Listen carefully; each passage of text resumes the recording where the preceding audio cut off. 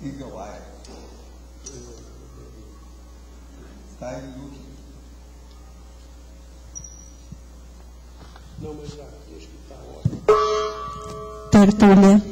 Meu boa tarde aí para todos. Hoje nós temos o olhar de fraternidade dentro da interassistenciologia. Quer dizer, assim, ó. Tá certo? É o ato ou efeito de dirigir os olhos para alguém, contemplando, encarando ou examinando a pessoa atentamente, de modo fraterno ou afetuoso, predispondo-se à intercompreensão ou à interassistencialidade.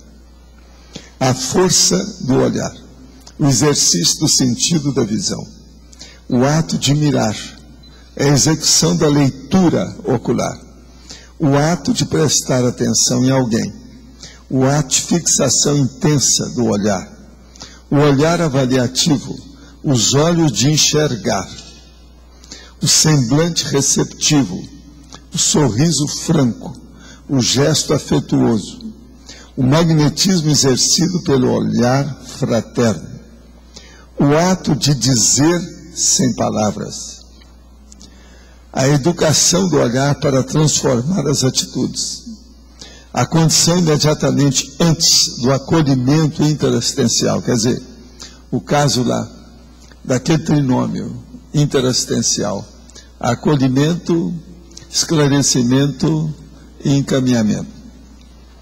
Os olhos como expositores de sentimentos, o olhar equivalente a 1000 palavras. Tá certo? Agora, eu quero dizer para vocês que está faltando aí na parafatologia, que aí eu vou pôr a triscagem parapsíquica, que também entra, que é o processo do olhar. Agora, na caracterologia tem 10 traços interativos do perfil da consciência lúcida, mais predisponentes à geração dos olhares de fraternidade interassistencial.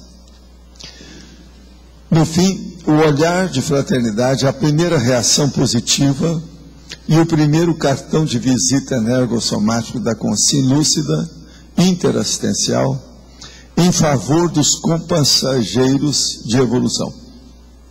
Como interpreta você o próprio olhar inicial sobre alguém? Em geral, é de fraternidade?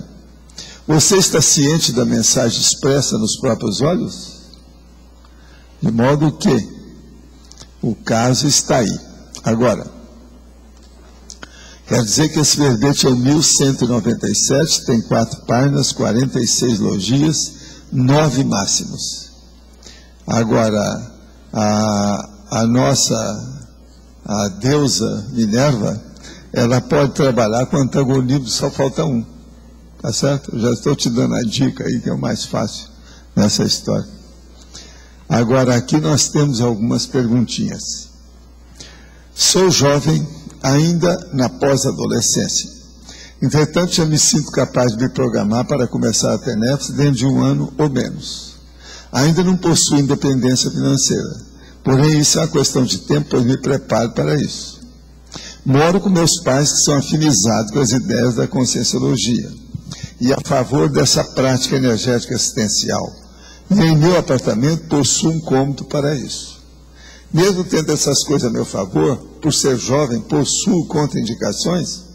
Olha, eu não vejo nada naquilo que você falou, agora eu não te conheço, nem vi também o seu micro-universo consciencial. Se de olhar mais para dentro, né, fazer uma prospecção, é a sua consciência que vai dizer. E eu não vejo nada, pelo contrário. Isso aí é uma das técnicas que a gente usa, é começar a TENEPS enquanto a pessoa não tem barba, o homem. Isso é que é o ideal. Seria o máximo. Com isso, você vai se entrosar mais com o processo do amparador e vai se preparar mais para alcançar um dia o FIEX.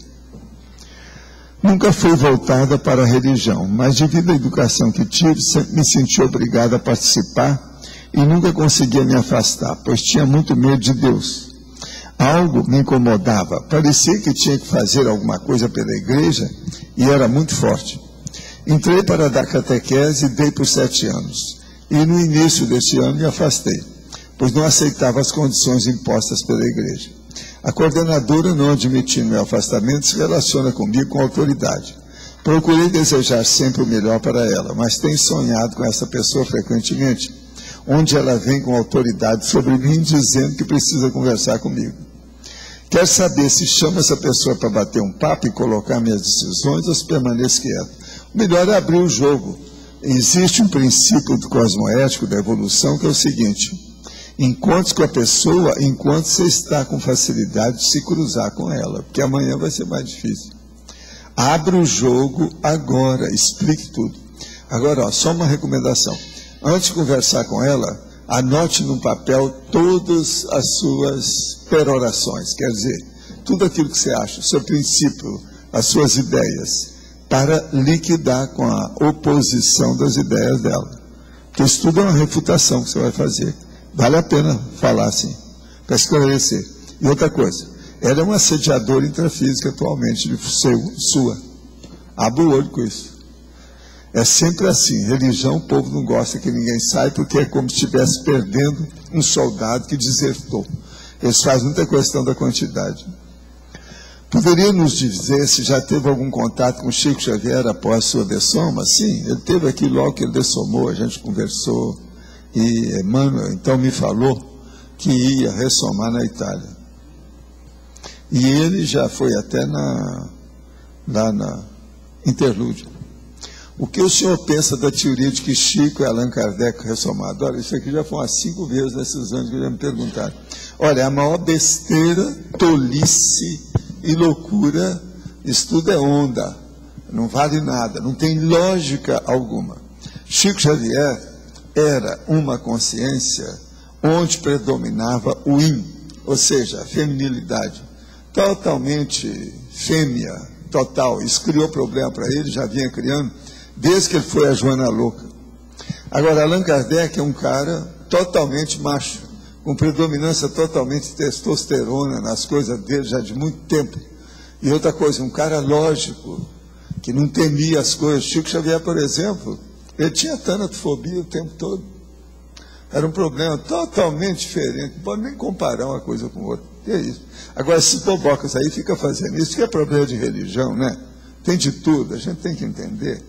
Faz parte do serviço. O tolicionário é a grande enciclopédia da Terra. Um dos meus grandes objetivos é alcançar a PL, que é a projetabilidade lúcida, pois tenho certeza que irá contribuir muito para o meu trabalho assistencial. Sempre peço ao meu amparador ajuda para atingi-la, mas caso ainda não esteja no momento, que me ajude no preparo para tê-la. Vejo que esse preparo vem acontecendo por uma série de eventos. Acredito que tenha projeções, mas que ainda não são lúcidas, conscientes. Essa noite, em um dos meus sonhos, projeções, você estava presente dando uma palestra, treinamento em um local que parecia o pátio de uma escola ou algo similar.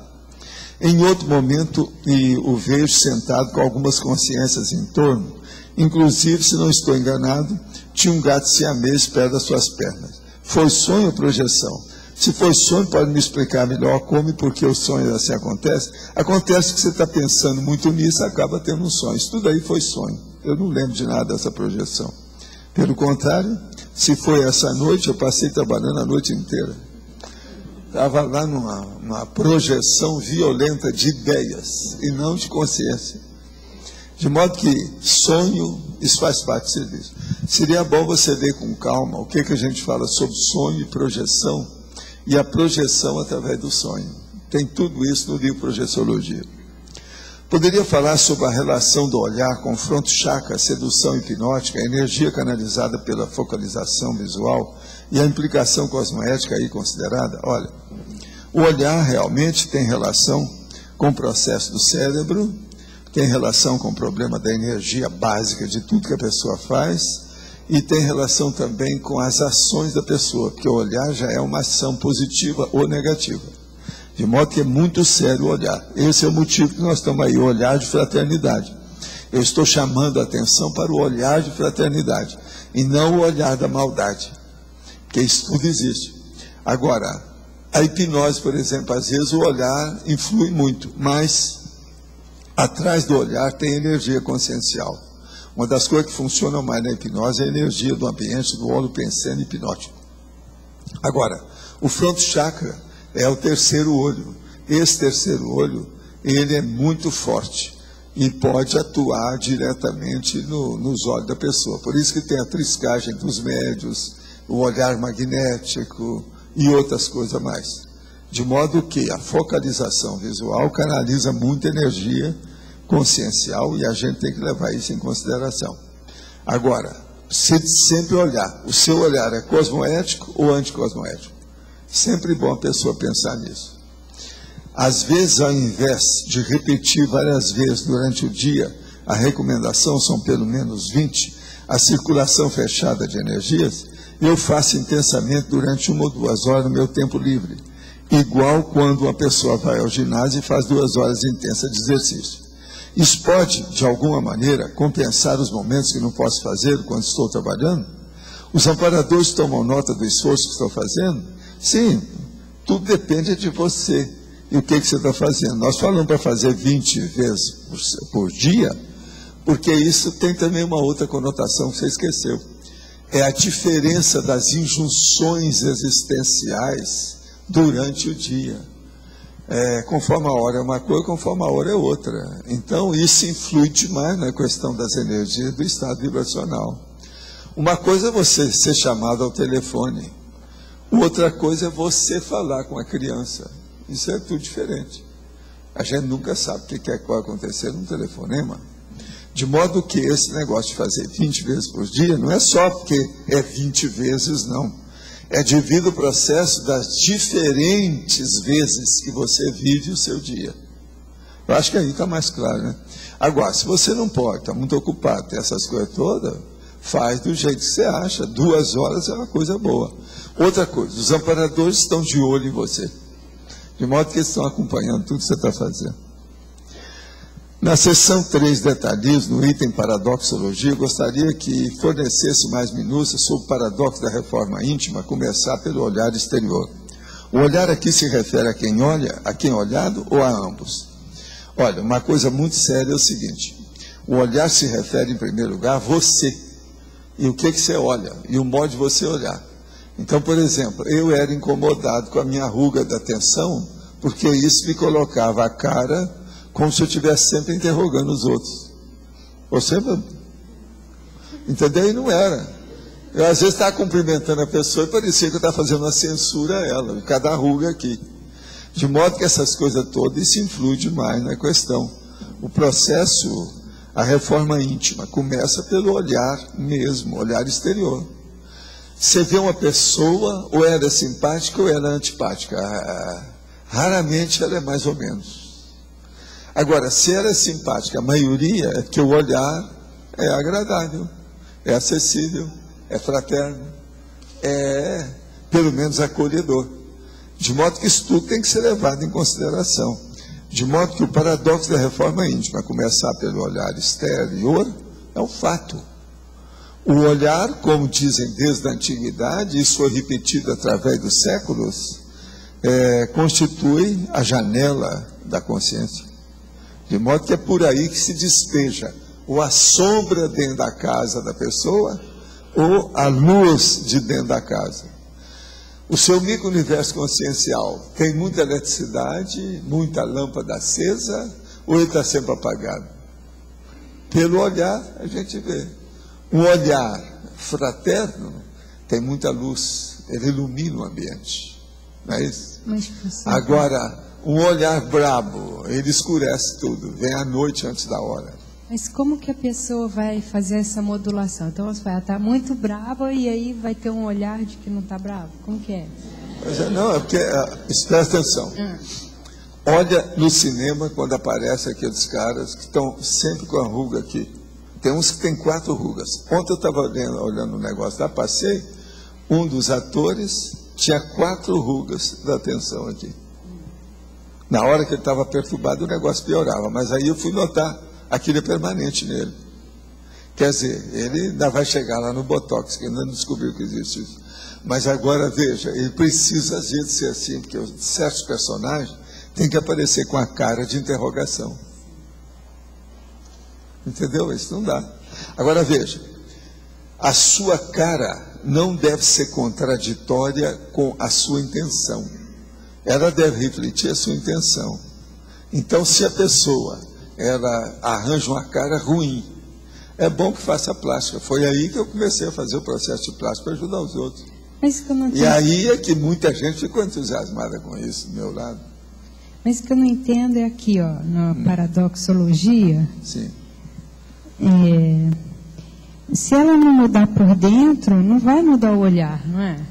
Não, ela muda sim, porque de qualquer maneira, se você mudar já uma cara carrancuda, você já vai ajudar, vai ficar mais fácil de você conviver com o resto, com o povo. Pelo contrário, o negócio de fora não pode ser descartado. Tá, mas a cara da pessoa é um negócio que, para a maioria, é a primeira coisa que acontece.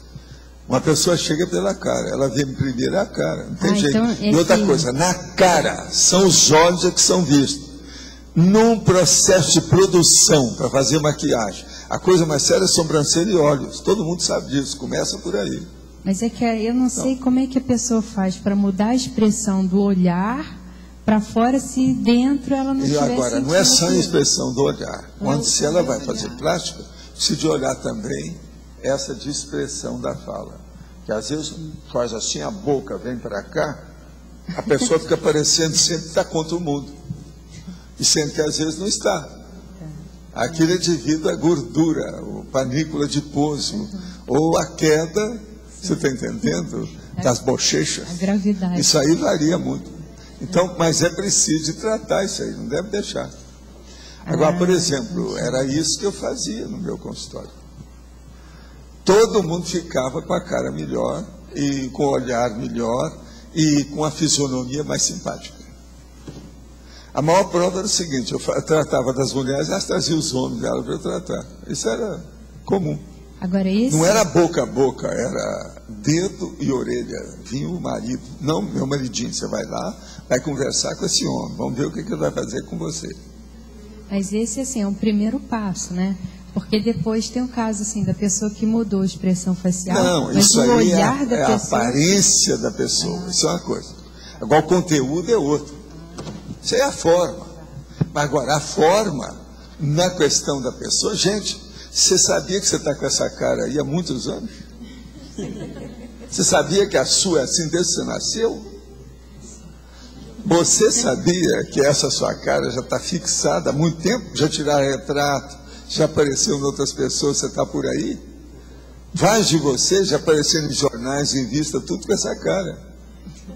Então pensa, é uma coisa muito séria esse negócio de cara, mas a aí, face. Para a pessoa analisar o próprio olhar dela, a técnica é filmar, é olhar nas fotografias, é olhar no espelho, o que ela faz? Não, para ver a primeira coisa é chegar e olhar no espelho, né, examinar bem. E outra coisa, fazer todas as caretas. Alegre, triste, danada da vida, surpreendente. Esse negócio todo tem que fazer, histrionismo. Tá. Bancar aí a atriz ou o ator, para ver o nível. Agora, uma pessoa que sabe disso, faz a pessoa fazer isso na hora e mostra para ela o que está errado. Por exemplo, no meu consultório, às vezes, vi uma mulher pedir uma coisa que não tinha nada a ver com aquilo. Ela tinha coisa lá muito pior. A hora que eu falava o que era e provava por A mais B, com lógica, pronto, mudava tudo. A pessoa mudava. Às vezes tinha pessoa que vinha lá para consertar um negócio no pé. Eu falava assim, ó, você tem que conversar a fuça. Sua fuça não está boa. O processo aí da pata, a gente dá um jeito. Mas vamos ver a fuça. O que você quer? O senhor até já respondeu quando o senhor falou do confort com a Cátia. Porque vocês estão falando da expressão do olhar. Quando eu li esse paradoxo, eu pensei do saber olhar. A expressão do olhar. Mas eu pensei olhar mais no conteúdo é um livro do de olhar. 1000 palavras. Mas assim, sabendo olhar, Outra você coisa, consegue mudar o você interior. sabe isso. olhar uma pessoa, toda pessoa é aberta igual um livro. É isso aí que Você eu que tem pensei. que saber olhar também o seu lado. Esse é o lado do conteúdo, né? Isso que eu pensei. Aí é que é o X. Agora, gente, eu estou aqui, isso aqui é a capa do livro do Wagner Allegretti no Japão. Se você quiser ver, está aqui o livro dele, tá? Agora aqui, que dá para ver aqui, está bem claro ali, Wagner Allegretti, o nome dele está escrito. Está escrito. Agora, está saindo no Japão agora o livro dele. Então eu estou falando para vocês. Falar como é que fala em Japão. Retrocognição, né? Wagner Allegretti. Arigatou gozaimasu. Tá certo? De modo que vão fazer a reconciliação, vão fazer a paz, vão fazer a retrocognição em japonês agora, né? Eles vão fazer a retrocognição. Quer dizer que vai ter japonês que vai lembrar de vocês todos aí agora.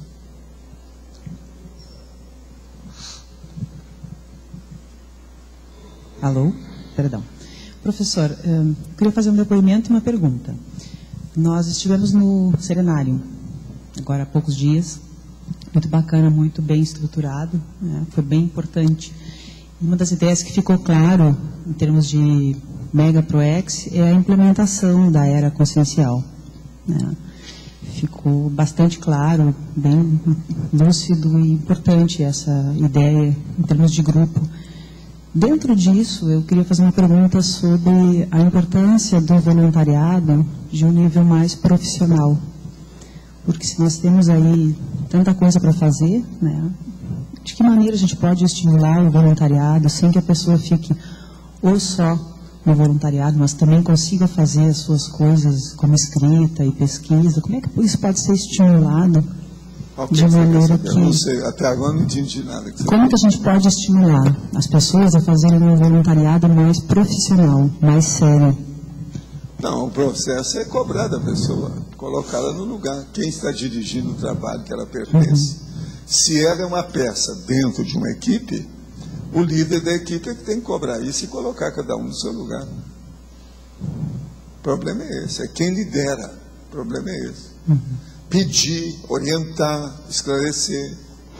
Uma coisa que ficou claro, pensando e pesquisando, é que cada pessoa que tem um trabalho sério de voluntariado para fazer e não faz, ela deixa mais 15, 20, 30 pessoas sem ser atendidas. O pior não é isso, não. O pior é que ela perde as companhias para o trabalho em equipe. O problema pior é dela, não é dos outros, não. Tem gente que às vezes vai participar da ProEx de 15 outras pessoas. Ele segue a dele. Daqueles 15, às vezes, 10 não vão fazer a ProEx. O problema é dele. O processo, então, é pessoal, antes de mais nada. Tem que ver isso. Tem lógica? O que tu querias, cachorro? Você não ia falar, não sei, não tem mais nada já? Então tá. Foi só o primeiro episódio. Né? Você quer falar alguma coisa, chefe? Javor. Aqui no estrangeirismo tem o Eagle Eyed, que é olhos de águia. Agora, o Eagle Eyed, águia é uma o front pessoa, look, o tired looking, é uma e o new look, e o cold look. Cold look, aqui ó, o cold look. Aqui. Cold look é olhar frio. Agora, o tired look é olhar cansado, mas o olhar de águia. Olhar de águia. Olhar de águia é isso aqui, ó. Pessoa notável. Não. Vem cá. Águia, no sentido figurado, é pessoa notável. Sério. Tipo, águia de águia. Não, mas o problema é esse, não. Olhar de águia. Segundo o dicionário, né? Sei, não interessa. Aqui, ó, vamos entender. Olhar de águia é aquele que vê a distância com nitidez, que é o que a águia vê, né? Agora eu sou. Então é o olhar de lince. Põe lince aí que você vai entender mais. Para a Rosa, se ela quiser. Se ela quiser, pode pôr. O olhar de lince. Mas agora não pode ser aqui no estrangeirismo, não. Tem que ser em outro lugar. O olhar de lince é aqui no... Tem que ser lá na fatologia. Então, mas... E daí? A interpretação do olhar. Interpretação é hermenêutica da sua aparência. Isso aí não é fácil, mas não é hermenêutica, é análise. Análise do seu olhar, da sua aparência, da sua presença, da sua manifestação. Então, por exemplo, quando você faz essa hermenêutica do olhar, mas você usa outros atributos junto, energia, ou só o olhar você já não, detecta? Eu, para examinar o processo, que é para fazer a análise da outra pessoa, qual o olhar dela, eu examino tudo que eu posso, né? O olhar é um dos fatores básicos da pessoa. Você olhando para a pessoa, você vai saber se ela é míope, se ela é estrábica, se ela é cega. Você vai saber tudo na hora. Alguma coisa você vê, você está olhando o olhar dela. Agora veja, isso tudo aqui influi na cabeça da pessoa. Você já falou muito do olhar lá do Kirchner. Por exemplo, um caso sério, uma pessoa que só usa óculos escuros, você não vê o olho dela. Isso aí é um problema. Pois é o espião português. Entende? É o senhor problema. Está se escondendo. Entendeu? Ele fica escondido ali atrás. E usa sempre. Usar quando precisa por causa do sol. Não, usar num dia sem sol, do jeito que estava essa manhã, por exemplo, aqui. Entende? A pessoa está de óculos escuros. Mas agora você pega o olhar como chamariz. Você vê a pessoa, aí depois é que você vai ver outros atributos. Não, a gente olha a pessoa, mas às vezes, por exemplo, você está no lugar, você está vendo só as costas. Você olha primeiro as costas, para depois ver o resto. Depende do que você está analisando. Agora veja, todo mundo analisa todo mundo. Se você partir desse princípio, fica tudo claro. Se você está na rua, você olha as pessoas mesmo não querendo. Se você está numa aglomeração, uma multidão, uma concentração de gente, você vê na mesma hora. Atualmente, por exemplo, é bom, se você está numa concentração de gente, ver quem é que está com máscara, devido à gripe, né? Do tipo A, do tipo 1. Vocês já viram que o Brasil já tem, né? Tinha 4, agora tem mais 2, são 6, e esses 2, um pegou no outro aqui no Brasil. Quer dizer, só tem, acho que 3 países que já aconteceu isso. Quer dizer, a gripe está caminhando. Já tem um monte de gente já com gripe, já morreu algumas pessoas, algumas dezenas de pessoas. E outra coisa, só dos estados americanos, a maioria deles já tem gripe, e países também já são dezenas de países. De modo que tem que ir de olho nisso aí. Um olhar, por exemplo, de gripe, você sabe como é que é, não sabe? Fica tudo avermelhado, esquisito. O desvio de olhar. Por exemplo, o olhar também, quando aquele homem lá que você conhece apanhou da mulher, você já sabe. O olhar roxo também. É, o olhar roxo de um lado. Então a gente já sabe como é que é. Entende? Mas tem aquele outro olhar, a pessoa, você desvia. Não, e tem pessoa que fala com você sem olhar para você. Isso é caso psiquiátrico. Eu quero dizer para vocês que nós estamos offline, tá?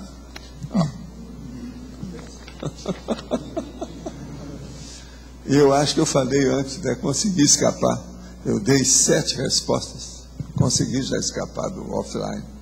Hoje, até o momento. Mas agora pode falar. Professor, na página 46, em patologia, na linha entre 5 e 6, de cima para baixo, a interassistência olha nos olhos. Essa interassistência pode ocorrer quando a pessoa está numa calçada, na rua, com muita gente passando e tem aquele olhar que bate no olho? Não, onde que está isso aí? Eu quero saber entre a quinta e sexta linha de patologia, na página 46. Interassistência, olhos nos olhos? Sim. Sim. O que você quer? Eu quero saber, assim, quando tem uma calçada com muita gente transitando, e você está caminhando. Então, de repente, tem aquelas pessoas no meio da multidão que bate o olho no olho. Isso aí chama encarar. Sim. Geralmente é falta de educação. Se a pessoa não vai conversar com você, ela encara você porque ela não tem educação.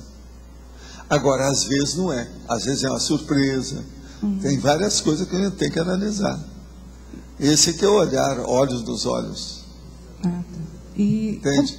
Agora, às vezes é paquera, né?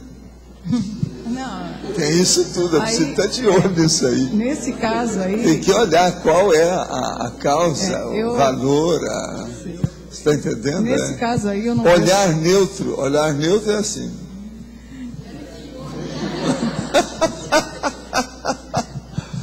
Nesse caso que eu estou falando é assim, quando há muita gente, né? Você está no meio da multidão e tem aquelas pessoas que passam, não estão com olhar de paquera, nem nada disso, mas dá aquela batida olho no olho. Você sente alguma repercussão? Sim, essas daquilo? coisas tem, mas isso aí faz parte da própria vida, né?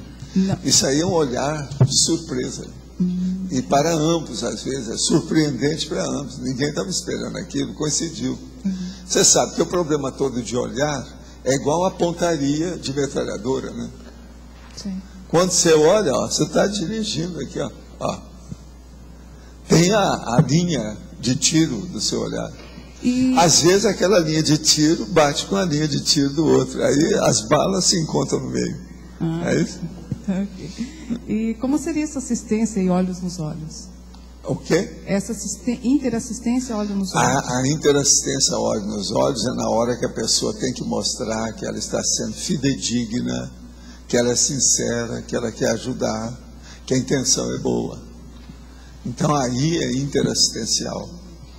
Tem gente que quando olha para a cara da gente melhora tudo. Outra coisa, na polícia, por exemplo, um dos casos sérios que se fala assim, não olha para mim. É uma das coisas que se fala, para saber a reação da pessoa, como é que está. Se ela está mentindo ou se está falando a verdade. Se a pessoa começa a tirar o olhar assim, é porque tem boi na linha, tem alguma coisa escondida.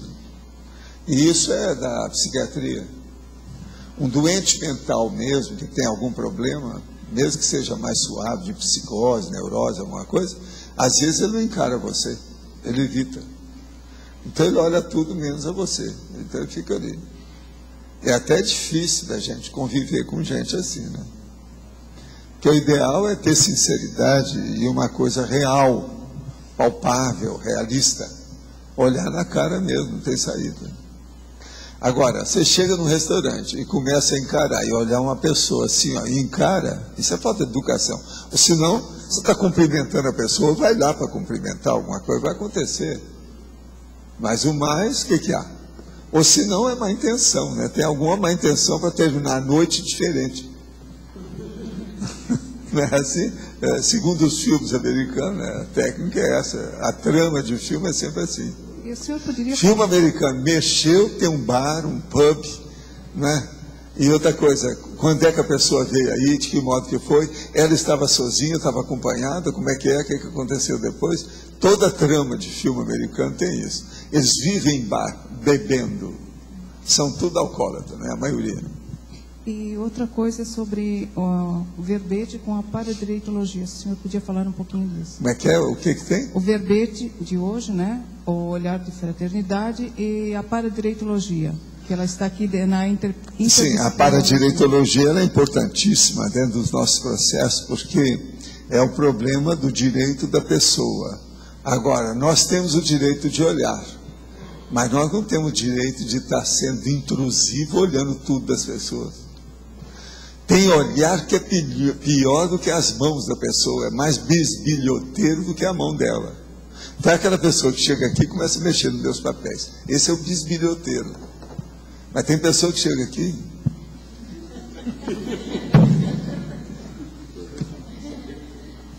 Entende? Isso tudo é o processo. Tem o direito e tem o limite desse direito. A educação, minha gente, começa pelo olhar. A rigor, no duro. A grande educação da pessoa começa pelo olhar. Tem um olhar educado e tem um olhar sem educação. Se você quer ver um olhar sem educação, vai no playground. Você vai encontrar um monte de criança que não tem educação nenhuma para olhar nada. Se ela vê alguma coisa, ela fica olhando. Comigo, então, eu sou o Papai Noel, qualquer época do ano. A criança fica assim para mim. De vez em quando bate, cai, a criança tem que estar segurando. E outra coisa, tem homem que é assim, né? Tem pessoa adulta. É aquele negócio que eu falei de Cidade Leste, que eu evito ir lá por causa disso. A Malu me proibiu, você nunca mais vai aparecer aqui, porque eu chegava lá, todo mundo começava a olhar para trás, daí a pouco batia nas coisas e caía tudo.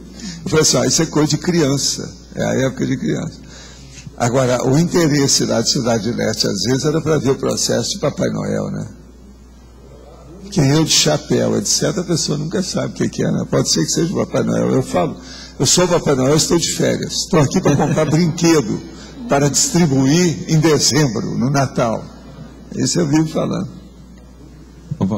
Professor? Valdo B. Eu saber que na ciclologia, você põe o ciclo no detalhismo, né?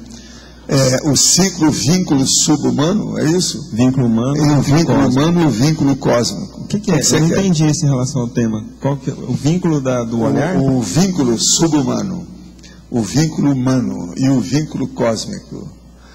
Pelo olhar você sabe disso. Por exemplo, que aquela pessoa o cachorro chegou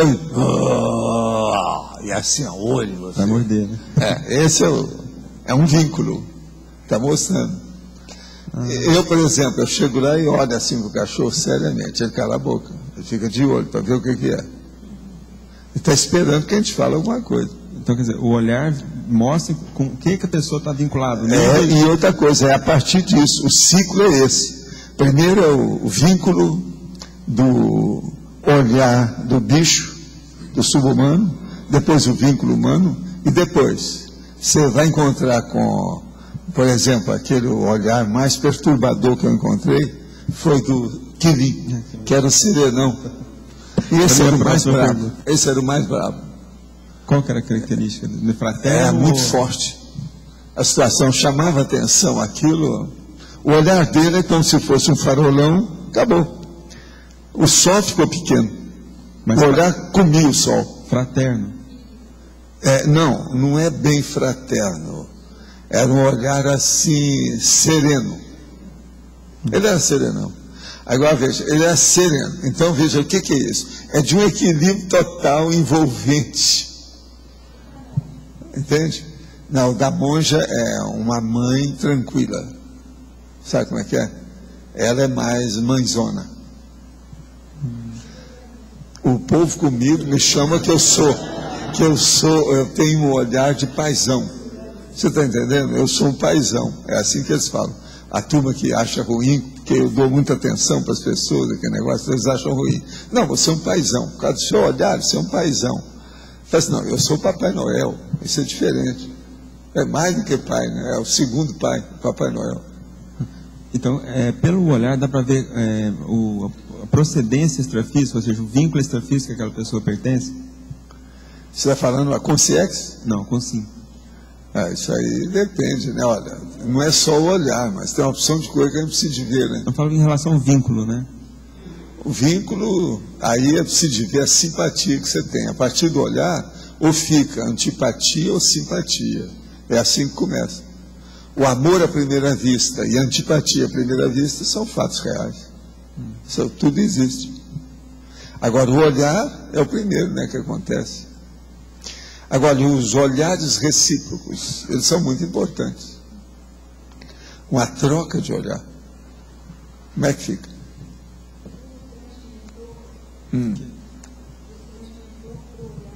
Não, você consegue ver o nível evolutivo pelo tipo do olhar deles? Isso depende de como eles estão olhando.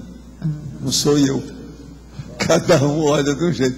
Se você chegar conforme a hora, se você quiser, você vai chegar lá, ou tem um olhar totalmente boboca. Você está entendendo? O serenão pode ser assim, precisa ver o que é que tem com ele. A intenção, gente, ela aparece no olhar. Qual a sua intenção? Como é que é isso? Olha o olhar da Rosa, do jeito que está ali. A intenção dela, está pensando, está tudo dentro dela. Ela está vendo? Eu estou falando cada vez aí. Eu olhando o olhar assim, às vezes eu sei até o pensamento que a pessoa está pensando. É assim que começa mais fácil a telepatia. Eu tenho que fazer. O processo do olhar é importantíssimo em telepatia. Eu estava tentando entender. A primeira vez que eu olhei o senhor, eu levei um susto com o teu olhar, entendeu? Eu levei um susto, assim, um olhar muito forte, assim, muito... Fiquei sendo...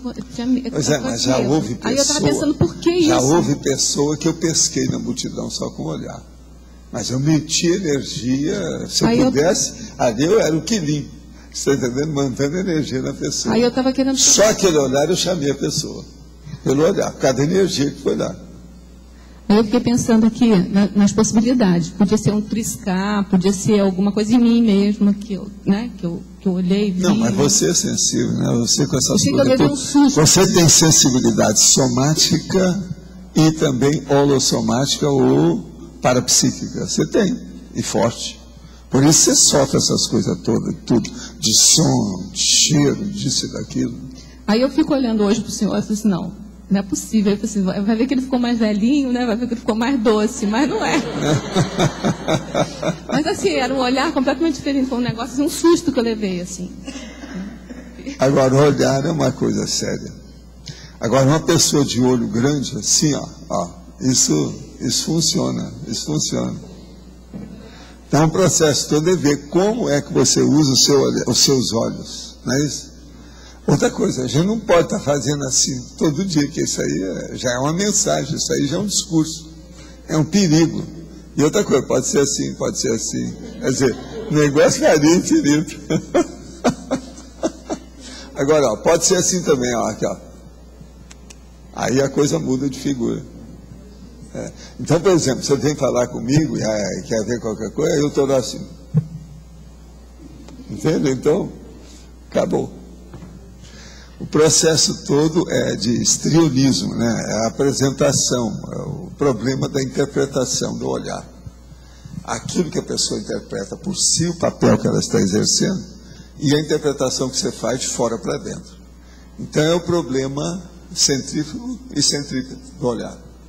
Agora, vocês não podem esquecer nunca, o olhar é um condutor da energia consciencial, é um condutor da sua intenção, é um condutor da sua pensionização, é um condutor da sua intenção, da vontade, de tudo isso. E outra coisa, é também um condutor do seu critério pessoal. Qual o nível da sua autocriteriologia? Outra coisa, ele é um condutor também da crítica. Pelo olhar, você pode estar criticando a pessoa e ela sabe, aquilo vai atingi-la. Então, o olhar é um condutor de muitas manifestações da pessoa.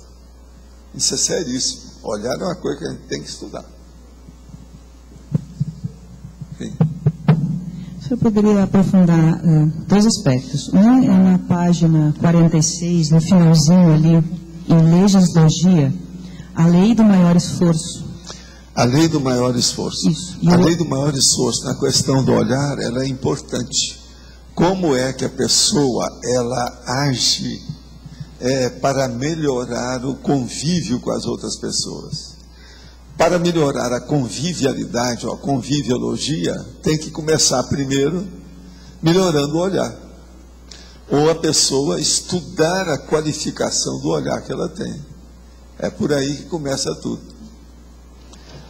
Agora, as pessoas de olhos grandes têm um olhar que cria problema. Aí, chegou um de olhar grande, olha lá, aquela ali assim. Abre o olho, abre, olha o tamanho. Ela tem 2 holofotes, é um perigo. Tá entendendo? É perigoso. Outra questão é na enumerologia, na mesma folha, logo ali em cima, o olhar discurso. O olhar discurso. É o que eu falei, o olhar de 1000 palavras. Por exemplo, o olhar de censura é um dos piores discursos que a pessoa pode fazer. É o chamado censura tácita. Tácita quer dizer que não falou nada. A pessoa só fala. Isso é terrível. Não falei nada, mas fiz um discurso total, colocando a pessoa na sarjeta. Você está entendendo? Pelo jeito. Agora veja, geralmente quando você faz uma coisa dessa, você está mandando energia junto. Então isso derruba a pessoa lá, é um perigo. É porque além do olhar, o olhar derruba a pessoa à distância. Uma caixa de... É igualzinho o tiro do sniper, entende? É perigoso. O problema todo é a energia que o olhar conduz. Mas então... Aqui na segunda... Aqui. Não, a Kátia perguntou, mas eu já estou com isso desde o início da tertúlia, aí, se eu não responder, mas eu vou perguntar de novo. O do reorganizador. Porque eu lembro que num dos trechos eu falo sobre isso, que ele tinha lá a questão do corpo oligofrênico e tal, mas um olhar muito vívido. E aquele trecho... Não, ele tinha uma coisa, ele tinha esse olho aqui, ó, maior do que o outro. Ele era aberto. Ele era sampaco no olho esquerdo, e o outro era menor, assim. O negócio é terrível. E outra coisa, tinha uma cabeça grandona. Mas, esse aqui é o rebanizador. Mas o que fez você identificar esse traço, assim, na hora do olhar? Porque você No caso dele, texto, né? não, no caso dele, o pior era o corpo, né? Tudo estropiado. A maior parte do tempo ele ficava em cima do móvel. A mulher dominava ele, colocava ele em cima de uma tábua com um negócio lá de proteção, e ele ficava em cima de um etagé. Sabe o que é etagé? Não. É um móvel. Móvel. Não, a relação, é porque lendo o trecho, na hora que eu comecei a ler sobre os olhares aqui, foi a primeira coisa que eu lembrei foi disso. O trecho que você coloca, agora, a relação do corpo e do olhar. O Quilin, que é o mais forte em matéria de olhar, foi o Quilin. A primeira vez que eu vi as coisas do Quilin, eu vi primeiro um símbolo. Sabe como é? Que era um ideograma chinês. Depois aquilo foi mostrando assim, até que apareceu como se fosse um cálice atrás. Daí a pouco começou a aparecer a fisionomia dele. Agora, o olhar dele era impressionante. Parecia que saía isso que nós estamos chamando as ascuas. Quer dizer, saía faísca do olhar dele. O negócio foi o negócio mais sério em matéria de olhar que eu já vi, foi esse chinês. Aproveitando o ensejo, sempre tem alguma relação sobre, alguma menção sobre clarividência e que tem algum símbolo, alguma coisa. Por que disso? Assim? Por que essa clarividência simbólica? Às vezes, qual clarividência? Não, por exemplo, você viu primeiro um símbolo, né? Não, aquilo ali é uma mensagem pictográfica. Para ele entrar em contato comigo sem me assustar, ele lançou uma mensagem pictográfica. É pictografia, é figurativa, é pelo desenho. Entendeu? Uma espécie de preparação. É o símbolo, a simbologia. Entendeu? É típico. Agora, outra coisa. Isso também caracterizava já o ideograma chinês. No caso dele, é importante. Cada China. Só uma curiosidade última, essa é a curiosidade mesmo. Como é que seria um olhar de mormaço? Olhar de mormaço é aquele olhar da pessoa apaixonada. Aquela mulher que chega e... Vai acompanhando, né? Professor Valdo, eu acho que eu tenho que mandar vocês para Hollywood para fazer um curso. É o jeito. Em matéria de olhar, eu acho que a turma precisa. Mas olhar de mormaço, por exemplo, vocês que são as moças muito bonitas que estão aqui nesse salão do tertuliário, todas vocês já conhecem há quantos anos que você recebe esse olhar de mormaço de homens e às vezes de outras mulheres. Isso aqui é o mais brabo. Fica ali. Olhar de mormaço. Qual que é a característica assim, do Quilin, do trabalho dele, que reforçava... Por que ele tinha essa característica tão marcante nos olhos? Existe alguma coisa do trabalho dele que levava a isso? Não. Eu acho que é o processo dele mental somático. Mas porque esse homem era uma loucura em matéria de ideia. Porque ele estava na China. E ele era perturbador em matéria de ideia. O Quilin. Então o olhar dele, o olhar reflete a cabeça. Outra coisa, ele era um cara normal. E outra coisa, ele era maduro. Ele era um cara que, ele era mais velho do que eu hoje. A primeira vez que eu vi. Ele já dessomou bem velhinho. Mas agora, estava até forte pelo jeito dele. Outra coisa, ele não era um chinês desses médios para baixo, não. Era médio para cima. Não chegava a ser os gigantes que eu andei com eles na China. Não chegava a ser aqueles gigantões, porque existem os chineses que são gigantões. Ele não chegava a ser gigantão, mas ele era, por exemplo, da minha estatura ou mais um pouco. Mais ou menos isso. Porque cada um tem um lado, você põe no projeciologia, cada um tem uma característica que realça mais. A monja mais assistencial parece ser mais uma mãezona. O dele era um problema muito sério mental somático. O processo de equilíbrio, de racionalidade dele era a gente ficar embasbacado. E qual a característica marca dele que levou ele a ficar, ele ser o serenão da China? Assim, Isso eu não sei nada. Essas coisas eu não fiquei sabendo com calma, não, porque os caras que vieram aí que eu precisava de saber são os 16 que vieram, esse que era importante. E esse aí estava sob a orientação dele.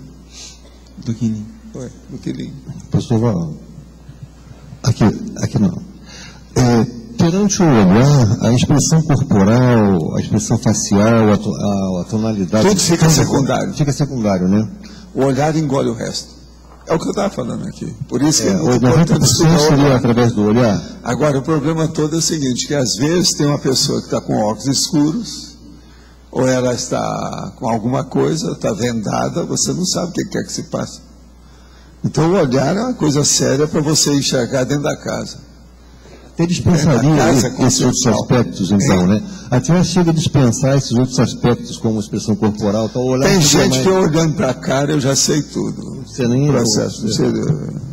O maior aqui, ó, aquilo que a gente fala, que toda pessoa ela pode ser lida igual um livro aberto. A primeira tópico que você tem que ler da página que está aberta é o olhar da pessoa. Se vocês entenderem isso, é meio caminho andado para entender como é que são as pessoas.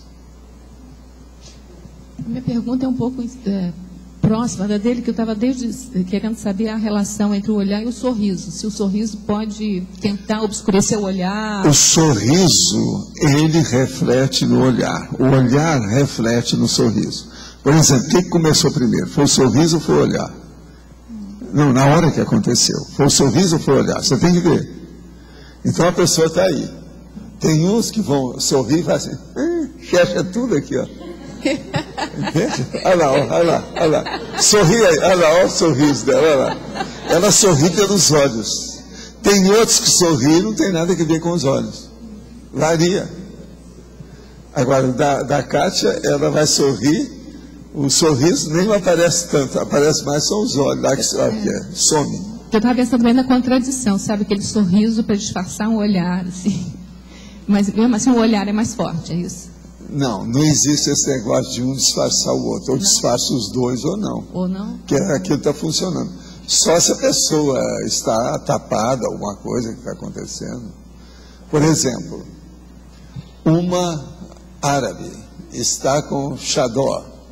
Só fica o olho. Você só vai ver o olho quando você vê, né? Se pode ver. Se pode ver. E olha lá. Aquela telinha, nem toda vendo, né? Mas o que é? Valdo, o líder, ele tem que ter um olhar forte. O ideal. Pelo menos, ou se não, olhar de cachorro doido. Também que é o Kirchner. Não, que era o do quando mais moço, o Collor. O Collor tem um olhar de cachorro doido. Na hora que ele ia falar aquele negócio, que ele estava muito impressionado com a coisa, ele tinha um olhar de cachorro doido. O olhar de cachorro doido é o da cara fixado, que às vezes a pessoa tem, que pode ser o olhar de Bazedov, que é um processo sério da idade. Pode ser o olhar, por exemplo, epilético, que também ele é duro, fixado. Nos líderes, então, tem muito olhar que também é patológico. Tem muito olhar patológico, é isso. Todo mundo sabe disso. Faz parte do serviço. Não, isso que você falou. Agora, o olhar em si, do ponto de vista geral, ele transcende o processo da oftalmologia. Ele pega a fisionomia por inteiro. Então, ele é muito mais sério que a gente pensa. A oftalmologia não é só estudo do olho, a coisa é mais séria. Então a convivialidade, a conviviologia é muito séria no caso. Agora, o líder, ele também, ele geralmente tem, a maioria pelo menos é autoritário, porque ele representa uma população que é também autoritária. Existe gente que tem empatia e tem gente que não tem empatia. Por isso que eles falam, né? O político, ou ele tem charme ou não tem charme nenhum. Quer dizer, a chamada empatia, a pessoa que é mais dada, enfim, que tem carisma, como o povo gosta de falar. Então isso varia. Varia, mas uma parte grande... Por exemplo, essa nossa candidata aí, não tem nenhum processo. carisma dela é zero à esquerda, né? Zero à esquerda. O Lula, com todos os defeitos, ele tem carisma. Ele tem a fisionomia inteira dele. Ele tem carisma, apesar ele de todos os defeitos. Entende? Tem muita gente assim, né? Depende do que é cada um. Mas isso tudo reflete no olhar. Tudo. Isso reflete a personalidade, a força presencial. Uma coisa muito séria do olhar é o seguinte: o olhar faz parte da força presencial. O olhar morto, olhar de passarinho morto, aquele que está morto mesmo, que está boiando assim, ou de peixe morto, às vezes também é. Então, mas o líder, mesmo ele sendo autoritário, tudo, ele tem que ter uma força presencial também no olhar. Tem. Agora, com o olhar já muda diante de figura. O problema todo é esse: o olhar faz parte da personalidade. A pessoa não deve esquecer isso. Eu acho que é você. Como é que a gente transforma um olhar de antipatia para um olhar de fraternidade? Primeira coisa é sorrir. Agora, para isso, a pessoa não deve estar banguela. Ela vai sorrir, às vezes piora mais. E outra coisa, não pode estar banguela, porque senão é levado para o humorismo, ela nunca vai ficar séria, mesmo quando sorri. Uma pessoa banguela, mesmo quando sorri, ela não se transforma, mesmo quando não sorri, ela não é séria. Sempre vai ficar um pouco alterada. Mas eu falo o seguinte... Então, isso é estudo da odontologia, todo mundo sabe disso. Mas eu falo o seguinte, aqui na definição se fala, né, o ato de dirigir os olhos para alguém, né? Então, às vezes, você tem um olhar para o outro numa pessoa que você tem antipatia. E como é que mas você... a vida toda faz isso. Outra coisa, são essas que a gente tem que olhar mais. Então, é isso porque que eu quero... se você ainda tem antipatia dela, precisa chegar num contato aí positivo. Pelo menos, para você ficar livre dela, você tem que abençoá-la, tem que dar um jeito, tem que olhar com muita simpatia e deixar, mesmo que ela não te entenda. Se ela quer continuar sendo inimiga sua, adversária, desafeto, o problema é dela. Mas você já cortou por você. Mas você tem que abençoá-la. Então o olhar está em tudo isso, não tem jeito. Agora, uma coisa séria é o seguinte: se você conseguir começar a interpretar o olhar dos outros, você vai descobrir como é que as pessoas mentem. Então, ela fala uma coisa e o olhar está falando outra. E, geralmente, ela está falando mentira e o olhar está falando a verdade. E que técnica que o senhor usa para fazer isso? Aí tem que ver a personalidade em si. Tem hoje umas técnicas com um monte disso. Eu mesmo já escrevi sobre esse assunto. O processo da mentiraria. O jeito que a pessoa tem, o jeito que ela pega, a posição que ela está, o problema de olhar, tudo isso tem. Tá. Entende? Okay. Quase sempre a pessoa, quando mente, ela não encara a pessoa para mentir, assim, ela não aguenta. Entende? Alguma coisa atrai dentro dela. A maioria é assim. Hoje em dia eles mostram isso tudo nos romances, nos filmes, nessa coisa toda. Tem muito disso. Professor, por favor, o que é olhar Sampaco? O senhor falou? Olhar de Sampaco é o seguinte: a hora que aqui fica branco, aqui assim, olha esse olho. Sim.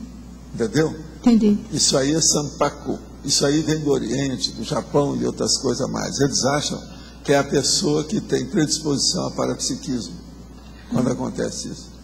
Aí isso é processo, vamos dizer assim, folclórico. A gente não sabe bem como é que é. Mas é um dos estigmas, ou marcas, ou sinais do processo de parapsiquismo.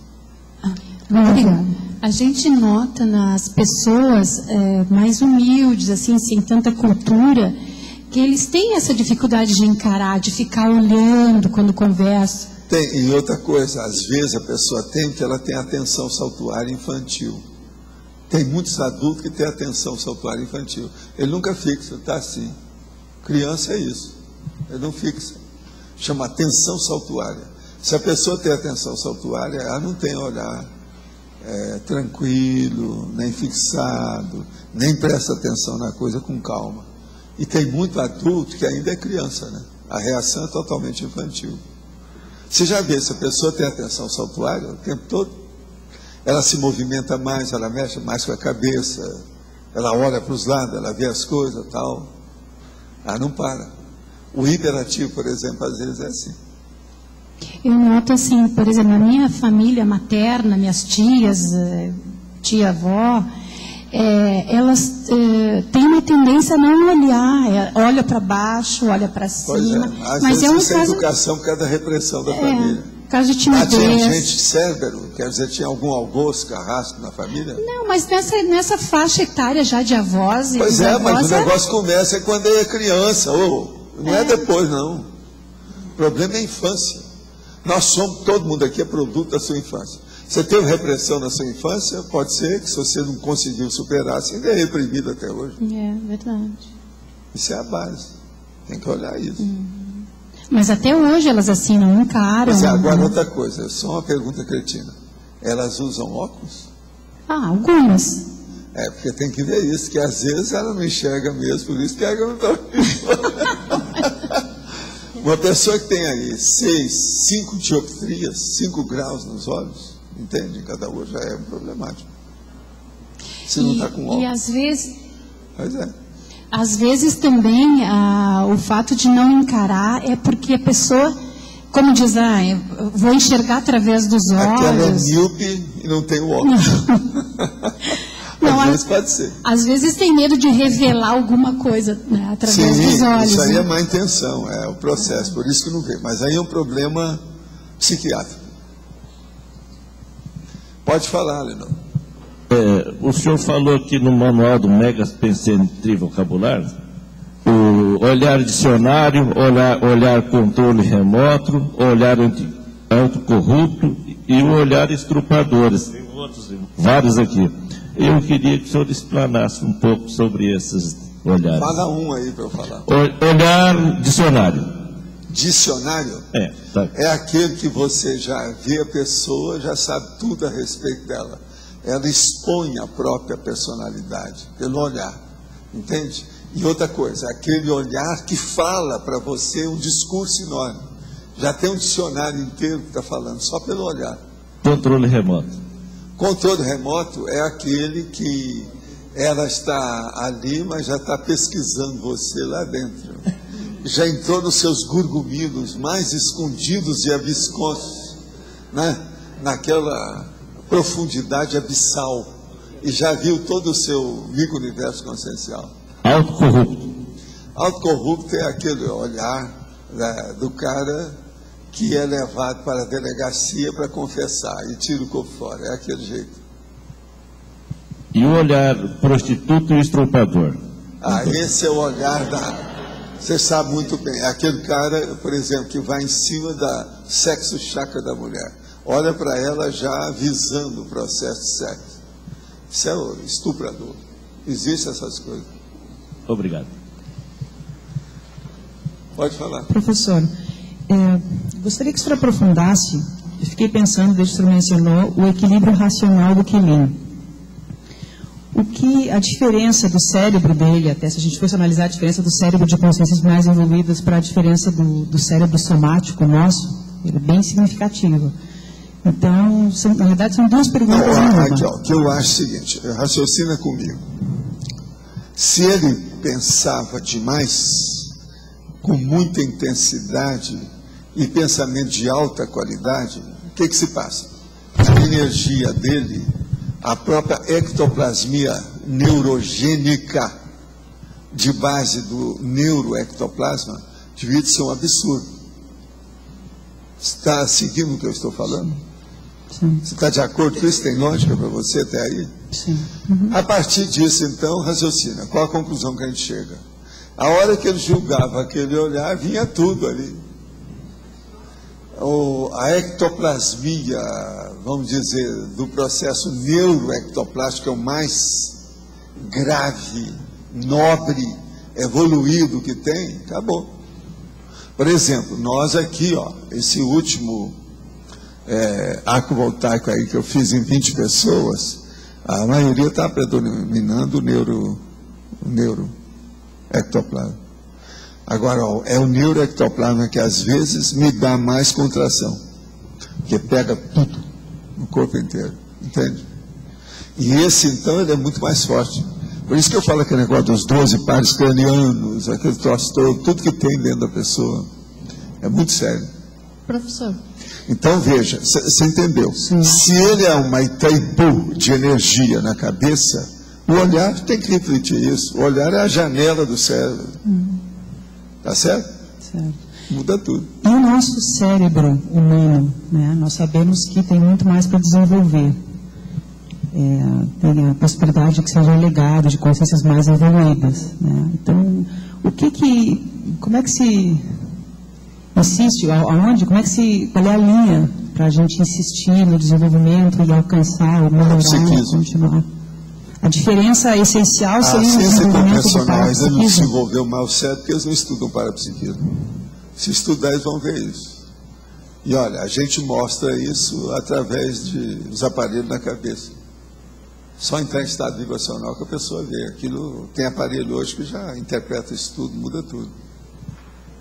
É o que eu falava com o cara. O que você quer que faça? Quer que faça uma desritmia ou quer que para com isso? Como é que é? Isso tudo é importante. Então é muito sério isso. Outra coisa séria, você pode fazer isso no sistema circulatório da outra pessoa, mexer no coração dela, por exemplo. Então, a energia está tudo nisso, ó. O olhar está no meio. Mas fala. Agora, dependendo de como a pessoa olha, ela disfarçar o olhar também pode ser assistencial, né? É o quê? Disfarçar o olhar. O que tem? Porque assim, ó, já falaram... Não, ela pode, mas agora o problema é o seguinte: o olhar não adianta. Se você ficar mais tempo com a pessoa, você vê quem é ela. Não interessa quanto de disfarce, camuflagem, tapiação, qualquer coisa que ela queira, você chega. Porque se você estiver junto dela, você não vai ver só olhar. Você vai pegar a energia da psicosfera dela. É o olho pensele que ela se manifesta. Mas agora sendo o oposto, estando do outro lado. Porque assim, estou falando porque já teve várias situações em que eu vi que o jeito como eu olho, ou até o jeito como eu me expresso facilmente, eu sou mal interpretada. Então a pessoa, às vezes eu estou em crise comigo mesmo, não tem nada a ver com ninguém. Aí a pessoa, mas ela está brava hoje. Você faz careta, você fica... Então, como é que eu faço para poder... Você fica tensa, você mostra tensão. Tem gente mais careteira do que outras. Aí me falaram isso, não, mas às vezes disfarçar você está sendo mais assistencial. Eu falei, mas como é que eu vou disfarçar um negócio que eu estou sentindo? Porque para mim é natural. Caras e bocas, né? Não, mas eu queria aprender a suavizar o negócio. Você parece uma pessoa que está pensando em alguma coisa muito séria. Oi? Você, no normal seu, você é uma pessoa que parece que está concentrada em alguma coisa. Raramente você vem para falar com a gente totalmente solta, livre e voando. Está sempre ali, tem uma coisa, há um processo, há uma tensão o problema. Seu rosto às vezes é mais de tensão do que de pacificação. Estou falando a verdade? Não é assim? É o jeitão. Não, e às vezes eu estou chateada com alguma coisa, mas assim, você já está brava. Pois é, a gente vê. Pois é. Relaxa. Como é que a gente muda isso? Relaxa. Relaxa. Olha, você tem melhorado. Você era muito mais brava. Eu sei. Ela melhorou demais. Agora, uma coisa que ajudou muito a ela, o que é? Você sabe o quê? Teve uma coisa que ajudou. Moacir? O quê? Não. É antes do Moacir. Não. O livro. O livro. O livro ajudou demais a ela. E eu falei isso para ela que ia mudar. Eu falei para o Moacir também que o livro ia ajudá-la. Isso aí é um fato. Agora, outra coisa. O livro muda as pessoas. O seu caso foi o livro. O Moacir não, porque o Moacir, ele contemporiza, ele ajuda, entende? E ela, como líder política da esquerda, é um senhor problema. Então, ela é do mesmo partido da AMI, entende? Professor. Então tem que ir com calma, não é isso? Aqui. Por que o pessoal nosso aqui fez mais perguntas sobre o Quilim do que sobre os 16 evoluciólogos? É por causa dos 700 que faz mais... Não, os 16 eu já falei muito, né? O Quilim eu já falei pouco. Então por isso talvez que o pessoal foi isso. ficou mais... O olhar penetrante, que era a característica dele, né? está bem dentro. Está entendendo? Aqui, quem professor. Está com o microfone? Aqui em cima. Aqui o olhar como sendo a janela da consciência, a correlação disso com o reconhecimento pluriexistencial. Eu já li que o olhar é o que menos muda, vamos dizer assim, de uma vida para outra. Isso facilitaria esse reconhecimento? Olho no olho. Ajuda, mas veja, eu estou nessa vida, tá? Etnia portuguesa. Agora, eu vou nascer no Japão. O olhar vai mudar. Olha o tamanho do meu olho. E a maior prova disso é a hora que nós chegamos naquela ilha lá, fora do continente da China, e eles nunca tinham visto olhos igual ao nosso. Todo mundo veio. Queria saber o que é que tinha, como é que é, porque os meninos pulavam no meu corpo assim, para ver o que é que tinha. De modo que essas coisas variam infinito. O olhar realmente mostra o que tem lá dentro. Entende? É uma janela, quer dizer, uma janela envidraçada. Se você chega e olha lá dentro, o que tem? Olhar é isso. Espelho da alma. Mas agora isso varia, né? De uma pessoa para outra varia muito. Vem aí numa que é míope, por exemplo, e de olhos grossos, aí 4 olhos, por exemplo, como é que fica? Várias dioptrias. Uma pessoa praticamente amaurótica aí, com 7 graus em cada olho, como é que fica? Muda tudo. O que tem? No extrafísico, o que muda o olhar? O que é? No extrafísico, o que muda em relação ao olhar? O processo todo é o do líder, né? É o problema do líder. Por exemplo, o nosso amigo Hitler tinha olhar de cachorro louco. Ele impressionava os outros. O olhar dele fixava, brabo, fazia os gestos, tudo aquilo. Por isso que ele impressionava o povo. Entende? Mas no extrafísico, por exemplo... Agora, no estrabismo, ele não era estrafísico. Agora, esse, por exemplo, da Argentina, eles deram até apelido para ele, coitado. Olhar no extrafísico. Kirchner. Entende? É olhar no extrafísico. No extrafísico? Extrafísico. Extrafísico? Olhar extrafísico, meu chapa. O que muda no extrafísico? O problema é a energia, né? É outra coisa.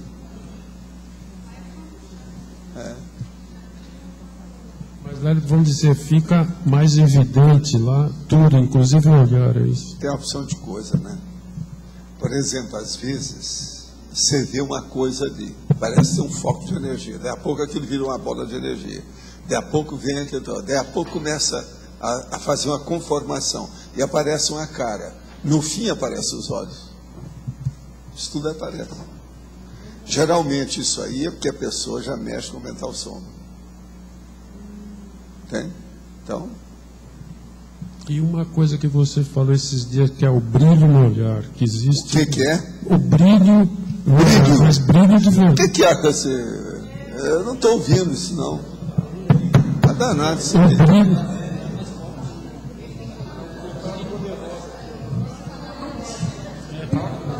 Tem que entrar no cor-de-rosa. O seu tem que ser o pink. O brilho no olhar, mas brilho que você falou que existe uma luminosidade no olhar. Existe. Você podia explicar isso? Não, o problema todo você vê a cintilha. Você vê, isso tem vários nomes dessa radiação do olhar. Todo mundo sabe disso. Os poetas usam isso à vontade, né? Tudo quanto é jeito. O olhar tem. E outra coisa, esse olhar tem. No sol, por exemplo, às vezes, olha o olhar do gato. Você já viu falar no olho de gato que tem na rua, né? A hora que você está dirigindo. É o olho de gato. Mas eu estou dizendo uma luz... Nós também, às vezes, a pessoa quando vê, às vezes dá um foco aquilo e até embaixo. É uma luminosidade. Ofusca a visão dela. Não é no sentido figurado, você tem que entender que existe uma luminosidade mesmo. Isso é na prática. O olhar na prática, ele ofusca. Depende do que é. Não só ofusca, porque ele pode dar o brilho, como também ofusca para a própria pessoa. Entende? Fica temporariamente obstruído o processo, cada obnubilação. Isso tem. Valdo Letrado. Eu gostaria que você explicasse melhor o item crescendologia. Crescendologia? O crescendo, exigência mínima, excelência máxima. O caso todo é o seguinte: o olhar mostra essa realidade. Você, como é que é você nas suas coisas? Você tem uma exigência mínima e uma excelência máxima? Ou não? Ou você tem uma exigência máxima e excelência mínima? Pelo olhar já mostra isso aí, o que a pessoa é. Pensa bem, junta as coisas para você entender.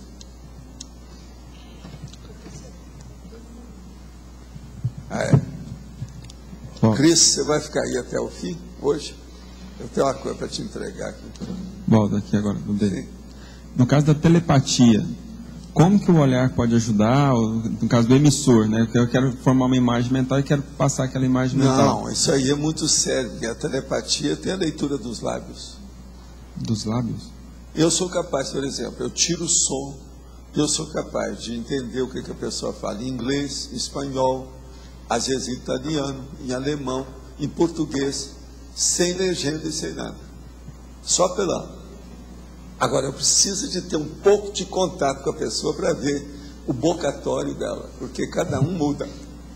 Então, eu quero ver. Preciso de ver também quando é que faz covinha no rosto, etc. Tal. Então, essas donas e esses caras que falam nos jornais, que eu escuto todo dia, eu posso desligar tudo lá, só delão. Eu sei tudo o que eu estou falando. Isso chama leitura dos lábios. Agora, isso aí entra o olhar nessa história às vezes. No caso da telepatia em si mesmo, o olhar ele facilita a transmissão? A telepatia ajuda, mas agora veja, a telepatia mais séria é aquela que você está de costas. Você está entendendo? O problema, esquece o corpo. O negócio todo é de pensando. Esse aqui é o bom. Saber isso, pensando. Como é que fica? Agora, a telepatia depende mais do emissor.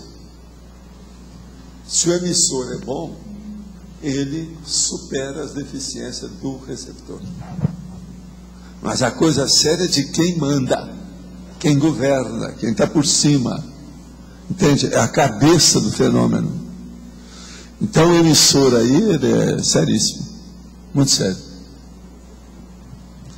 Quem é que está aí com você? O Arlindo perguntou para o senhor sobre o olhar no extrafísico. Quando surge só os olhos, assim, aparece os olhos em primeiro lugar, pode aparecer. Como é que é isso? Geralmente isso aí é porque a pessoa é perturbada. Isso é filme de terror. Estão fazendo um filme de terror com você. Isso é bobagem. O olho só parado é problemático. É igualzinho, por exemplo, quando começa qualquer filme ou qualquer coisa, começa assim.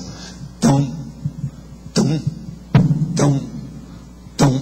Isso é porque eles querem impressionar você por causa do coração. São os batimentos do coração. Tudo é besteirada.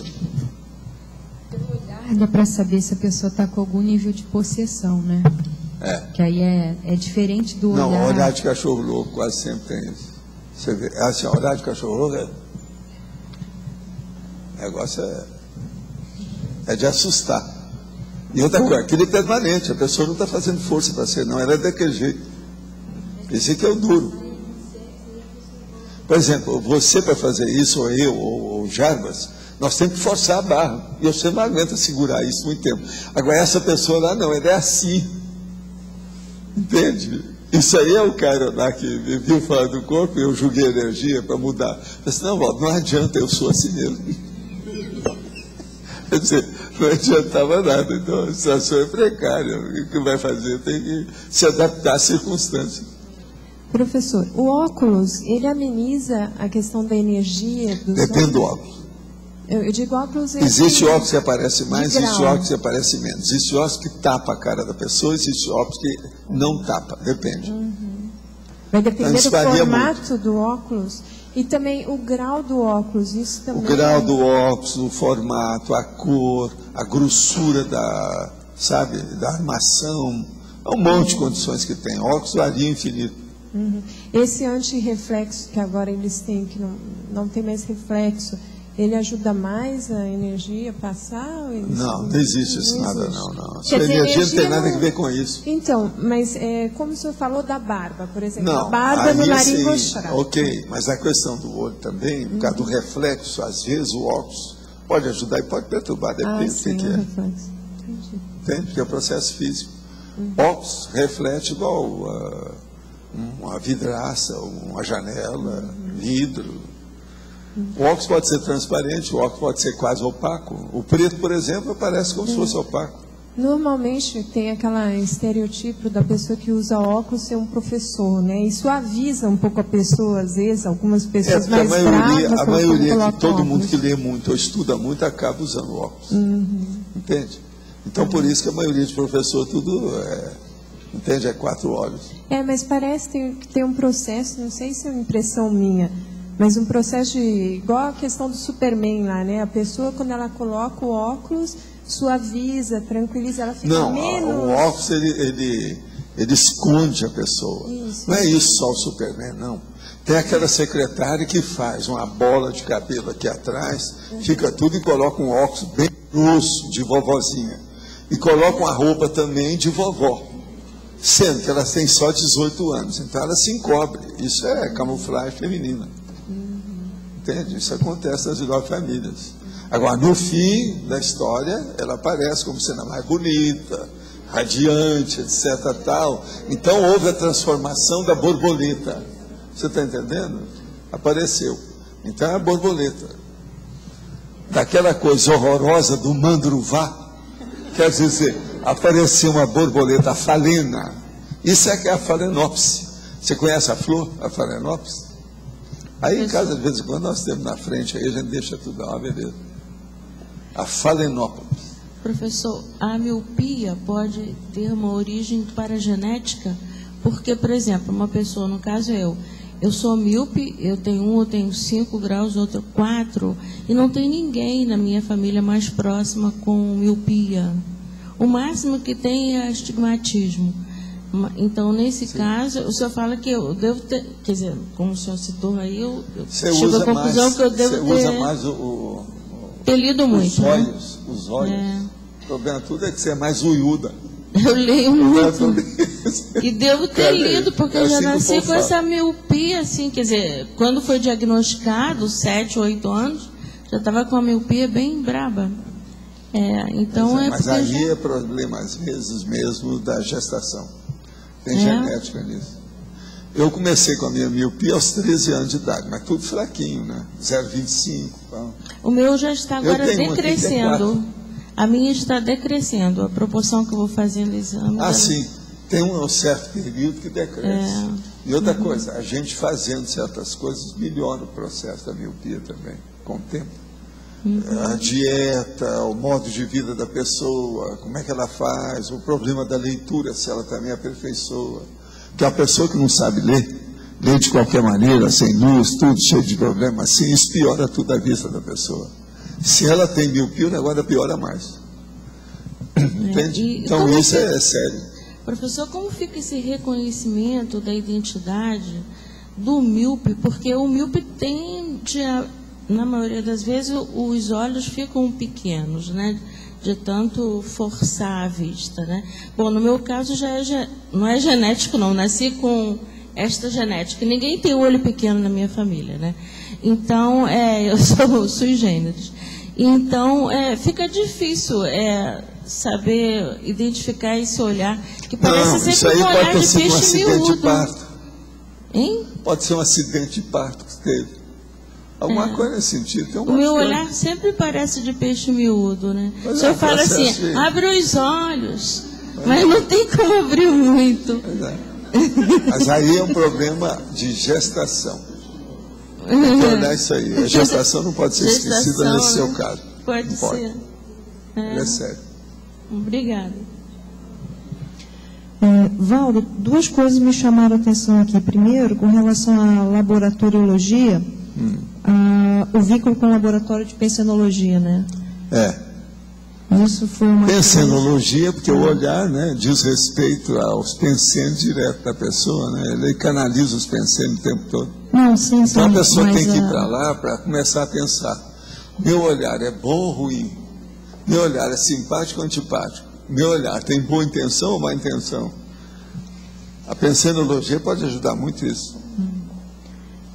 Acho que falta também, porque aqui a especialidade em relação é com a interassistenciologia, né?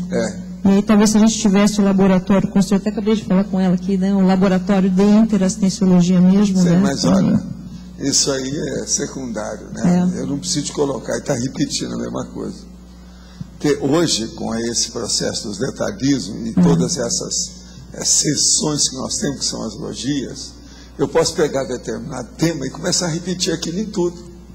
O parapsiquismo, por exemplo, eu repito tudo. Isso não pode, não adianta, não é por aí.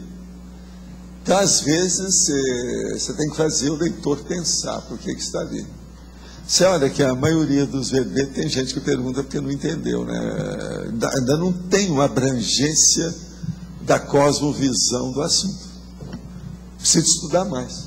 Nesse caso seria redundante, então. Qual que é o segundo?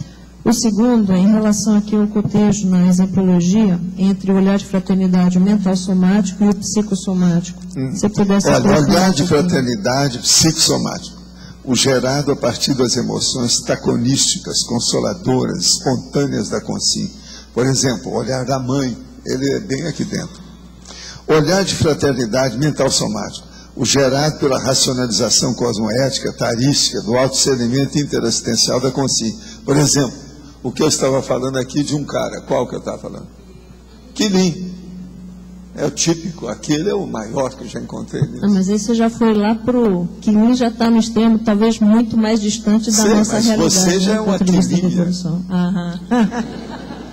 A tentativa dele, né? Mas muito... Não, já está fazendo força. Não é isso? Está fazendo força. Quilínia. Ela já tem uma linha, né, linear, com linearidade, homogênea, tá certo? Mas no dia a dia fica, às vezes, um pouco difícil, né? Porque eu estava olhando a questão da espontaneidade, né? Porque eu fiquei pensando, mesmo a questão do olhar de fraternidade, o mental somático, ele tem a condição da espontaneidade, porque ele é natural, né? Então, como é que fica, às vezes, para você estar entendendo na prática? A única coisa que eu te isso, peço é o seguinte, nunca fique com raiva de ninguém, porque senão o seu olhar vai ficar totalmente intoxicado, e intoxicador, intoxicante. É aí que é um negócio sério. Isso seria a prática. Você já pensou se eu começar a ficar bravo? Como é que vai ser? Eu, com meu olhar, minhas energias, minhas coisas, todo modo de falar, as coisas, eu acabo com a pessoa. Vai dar, no mínimo, uma opção de dor de barriga. Se eu for fazer isso, eu tenho que levar muito mais papel higiênico nas coisas, onde eu aparecer. Fornecer papel higiênico, que vai dar problema a todo mundo. Porque onde pega mais é o gastrointestinal, de cara. Na maioria. Agora, a maioria de nós ainda fica bravo, né? Vamos para a realidade. Pois é, mas tem que olhar isso. Não pode ficar bravo. Não pode, o negativo não pode. Não virar o bicho, né? Bater na mesa, às vezes, faz parte do serviço. Até é bom para quebrar o silêncio. É, né? Tá bom. Isso faz parte, não é isso? Quem é que está agora? É você? É você. Aqui no meio. Na biografia do Ramana Maharishi, eles falam sobre o olhar dele, que era um olhar muito profundo, que as pessoas, ao olhar para ele, tinham expansão da consciência. Mas é porque ele julgava energia nas pessoas. Porque outra coisa, a cara dele, quando ele já estava de idade, ele era bem assim, mais franzino do que forte. Você sabe, né? Eu conheci o cara fora do corpo. Agora, ele tinha muita força presencial. Tem. O homem é muito forte. Nesse caso... Esse povo do Oriente, eu sempre falei, todo mundo que eu encontrei mais próximo, esse aí é um dos maiores. O olhar para ele, que provocava a expansão da consciência nas outras pessoas, funcionava só como um rapport para o acoplamento energético, no caso, né? Não, o problema é o acoplamento e mais alguma coisa, né?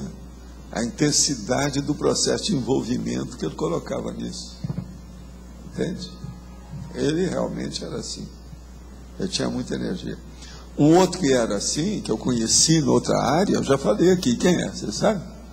Vocês lembram o que eu falei? Pietro Baldi. Pietro Baldi era mais ou menos desse jeito.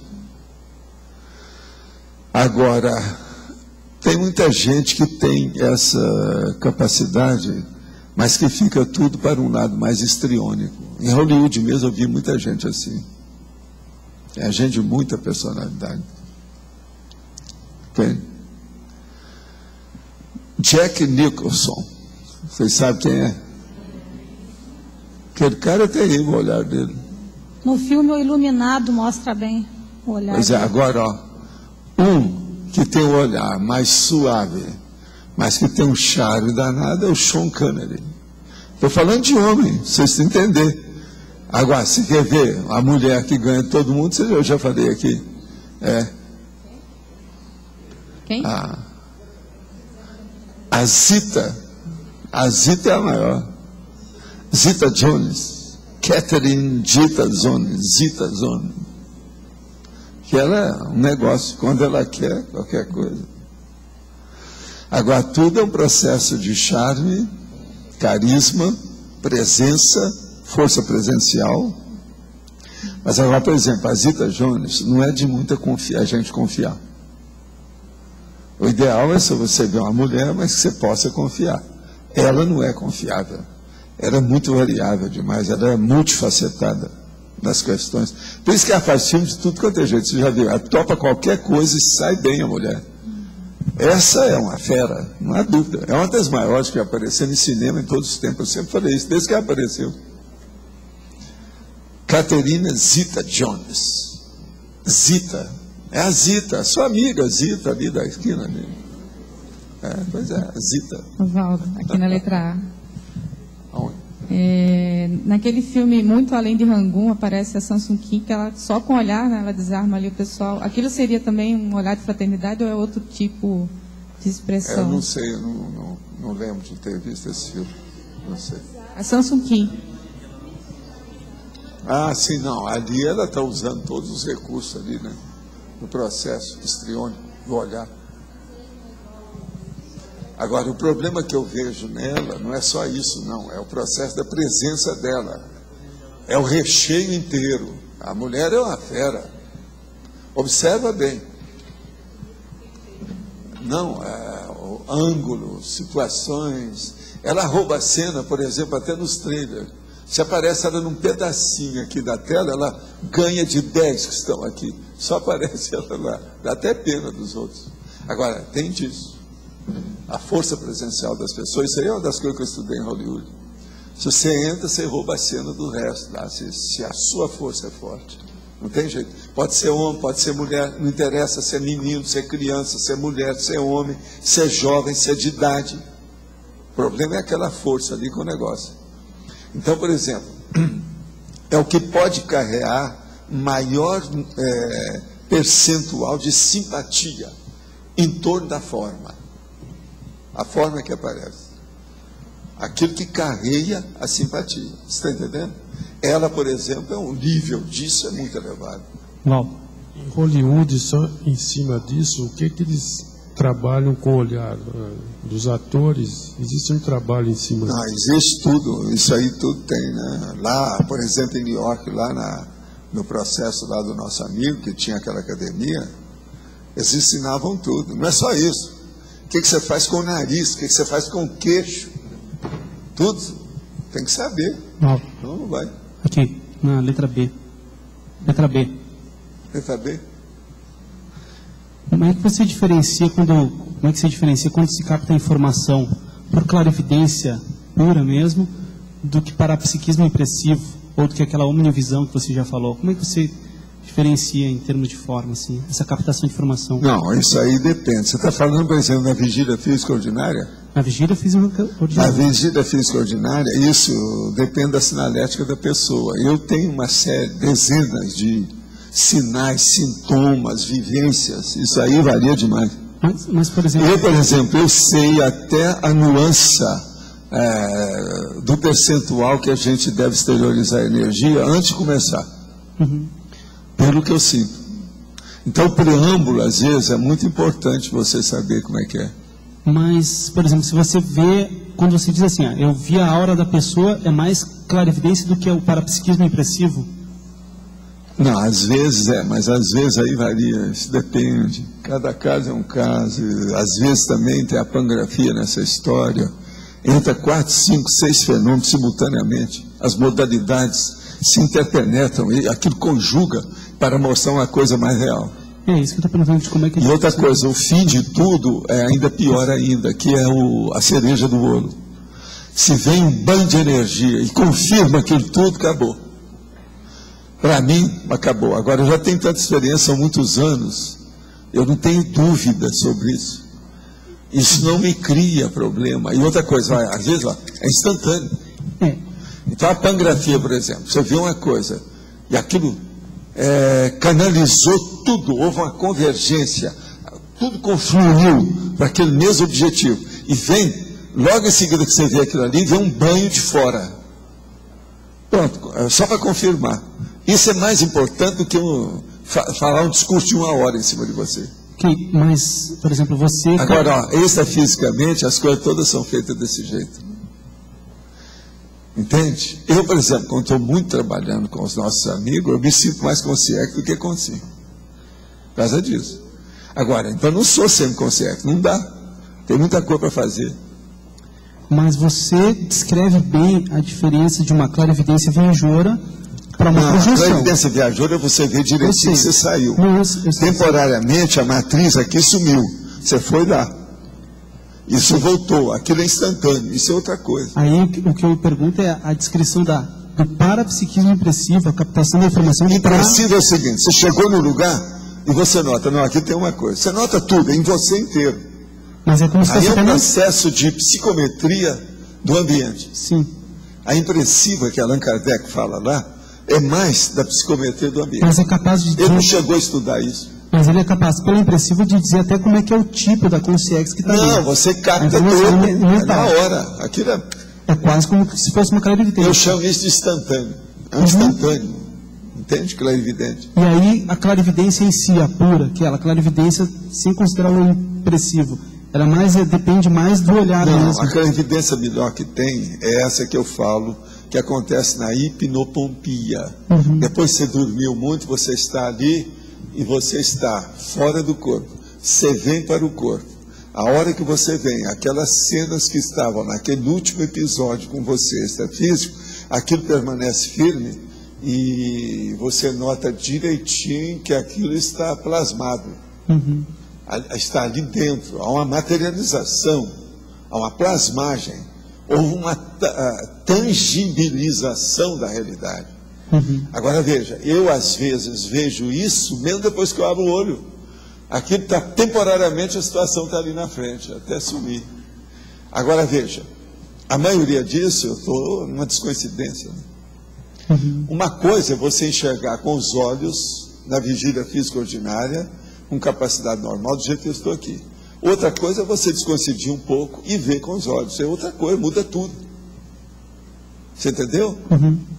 Então, a coisa complexa que tem aí, Gabriel, tem que examinar depois os detalhes de cada fenômeno. E outra coisa, o detalhe de cada sensitivo. Cada pessoa reage de um jeito e é necessário estudar mais isso. Clarividência é uma coisa super complexa. Agora, ela acontece nas melhores famílias, em qualquer um.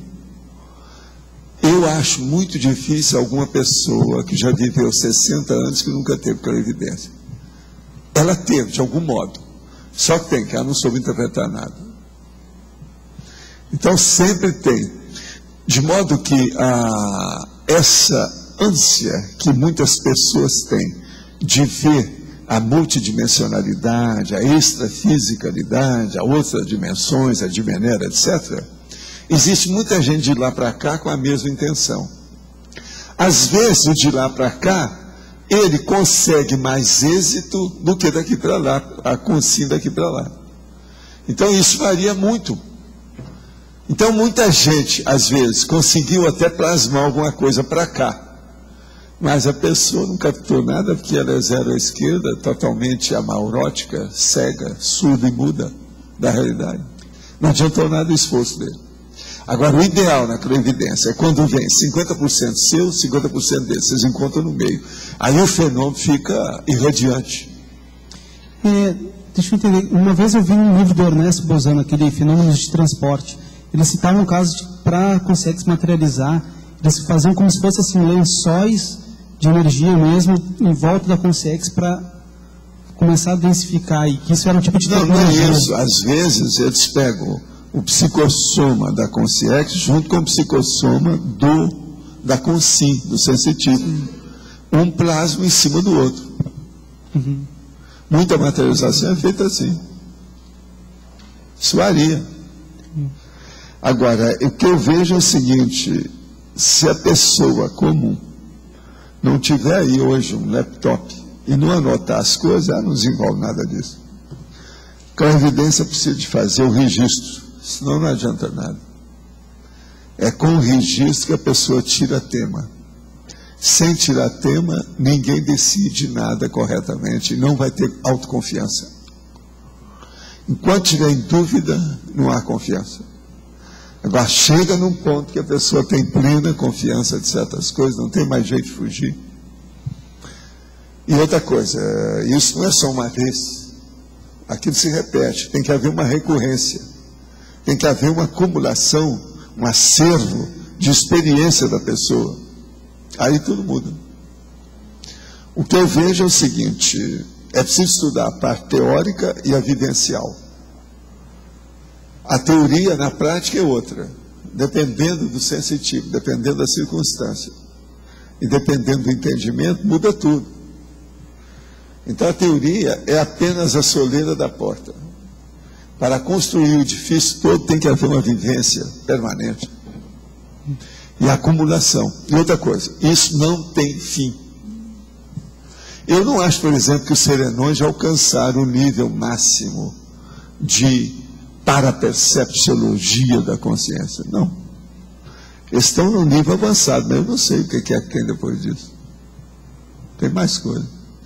E olha, eles têm um nível que eu não tenho nem ideia de como é que é isso. Eu não tenho imaginação para imaginar, para conceber o nível, por exemplo, de mega atributos mentais somáticos junto do parapsiquismo. Não seria, não. Eu não sei. Estudante tem que pensar muito. Você acha que a clarividência deles já tem seria um tipo de mega atributo diferente? Você já pensou assim, se eles têm algum mega atributo diferente que a gente não conheça para a clarividência? Tem vários mega atributos diferentes. Meu ver, o serenão já tem.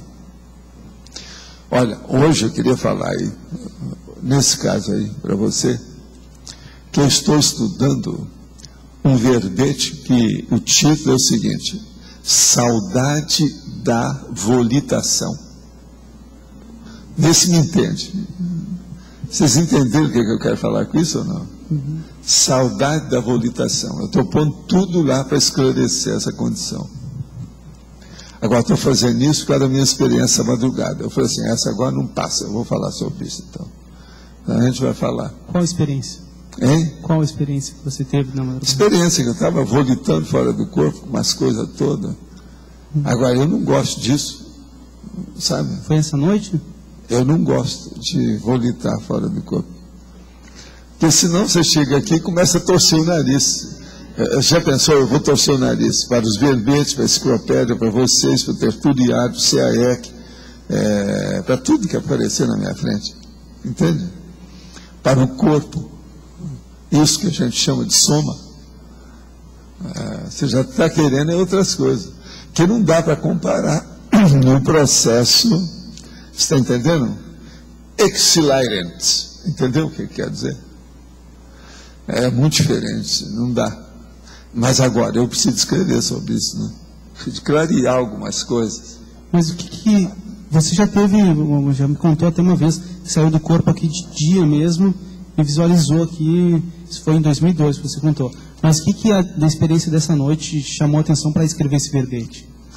Essa noite é o seguinte, eu estava lá em um processo de assistência. Eu vi que precisava, deixei o computador, deitei. Primeiro eu tinha que comer alguma coisa, porque eu não tinha comido nada, já era quase 6 horas da manhã. Eu geralmente como depois das 4. Então, eu fui comer alguma coisa. Por isso, eu falei assim, não, agora eu tenho que ficar alguns minutos sentado, devido meus processos de refluxo, etc., até eu acelerar a minha digestão. Eu acelerei a digestão, melhorei a energia toda, aí eu deitei. Na hora que eu deitei, dei cubo dorsal, daí a pouco eu estava fora do corpo. Mas eu notei que precisava fazer assistência e comecei a exteriorizar a energia. Mas o psicossoma estava muito lastreado, muito denso.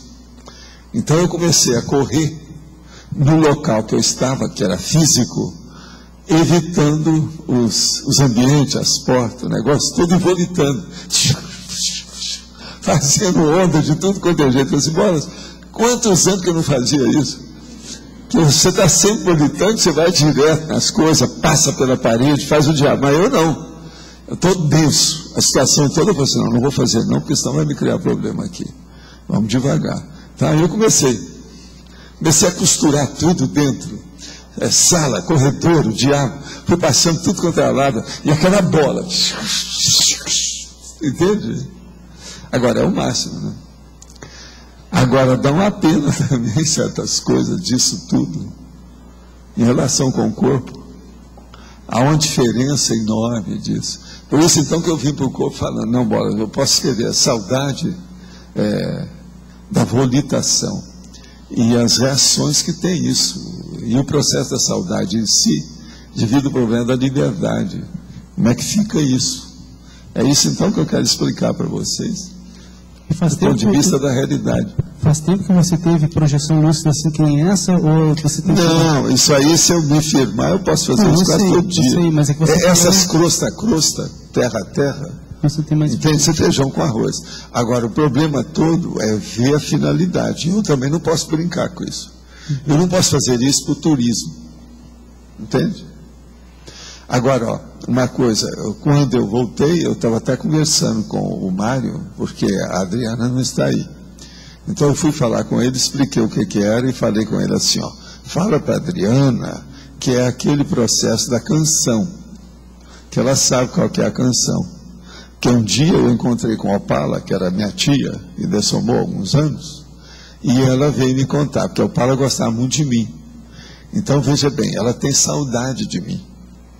Agora, veja, saudade com CX, que tem saudade de uma consi, isso é muito comum. Eu tenho que explicar isso também, que essas coisas acontecem. Do jeito que nós temos saudade de uma pessoa que já dessomou, que é o meu caso com ela, ela tem comigo. Entende? Então, a coisa varia. E é muito diferente. Agora, pensem bem. Você está numa Comunex mais evoluída, aonde todo mundo é mais tranquilo, já conhece a cosmoética, tudo isso. Todo mundo ali volita. Agora, olha só a amizade, o intercâmbio, a familiaridade, vamos dizer, as fofex cosmoéticas que aparecem por aí. Você entende? O nível, então, de imantação da fraternidade, num caso desse, não dá para comparar com a vida humana aqui. Não dá. Então é isso que eu quero mostrar. A saudade da volitação, que, pensa bem agora, um grupo volitativo harmônico, que entende. Eles podem fazer uma exploração do cosmos. Vocês estão entendendo? Então sai aquele monte assim, bolas. Não, e liberdade, isso já adquire até outra expressão, o nível, a situação toda. Então, isso aí é que é. Agora, a volitação, eu mesmo já escrevi nos meus livros lá sobre isso, que a hora que você faz uma volitação, que o seu psicossoma adquire mais energia extrafísica e vem com aquela energia, você dá vontade de fazer uns troços gratulatórios. Você quer agradecer o mundo inteiro. Isso é muito sério. Max, eu quero falar com você antes de você ir embora hoje, tá? Eu vou te entregar lá o livro para você mandar para o nosso amigo lá, Osmar. Eu trouxe aqui, está comigo. Mas, ó, você entendeu mais ou menos isso? De modo que qualquer hora nós vamos trazer esse verbete aí, a saudade da volitação, para criar problema na cabeça de vocês com isso. Eu não quero fazer com que vocês fiquem chupando o dedo, não é isso. Mas pelo menos que se interessem mais para estudar os processos. Então, os nossos comerciais, por favor. Obrigada. As pontuações da tertúlia de hoje foram 13 votos online, 7 perguntas respondidas online, 30 perguntas presenciais, 87 assinaturas no livro de presença e 10 praticantes da técnica da Invexis. Após a leitura dos verbetes, vamos ter 3 recados. Cristiane Ferraro, curso de definição da especialidade. Cris Aracaki, curso de mediação. Max, Feira do Livro. Então vamos aos verbetes para amanhã. ACPIP. Aglutinação interconsciencial. Alternância de tarefas. Autoconscientibilidade retrocognitiva. Autoidentificação somática. Automegatrafarismo. Confrontação urbanística.